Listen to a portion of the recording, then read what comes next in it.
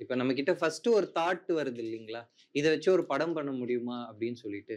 அதுதான் ஐடியான்னு நம்ம சொல்லலாம். அத நீங்க ஸ்கிரீன் பிளேவா நான் இது என்னோட அண்டர்ஸ்டாண்டிங்காக நான் இத சீடுன்னு வச்சுப்பேன். ஐ மீன் இந்த விதையிலேருந்து தான் நம்ம ஒரு பெரிய மரத்த கிரியேட் பண்ண போறோம் அப்படின்றது. இப்ப நீங்க வந்து எட்டு தோட்டாக்களோட சீட் என்னன்னு கேட்டீங்கன்னா, ஒரு நான் எடுத்த படத்திலேருந்து அத எக்ஸ்ப்ளைன் பண்ண முடியுமா? உங்களுக்கு அது இன்னுமே ஈசியரா இருக்குமான்னு பார்க்குறேன்.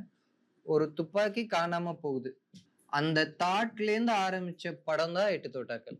இப்ப என்கிட்ட இப்படி ஒரு தாட் இருக்கு. ஒரு துப்பாக்கி காணாம போகுது.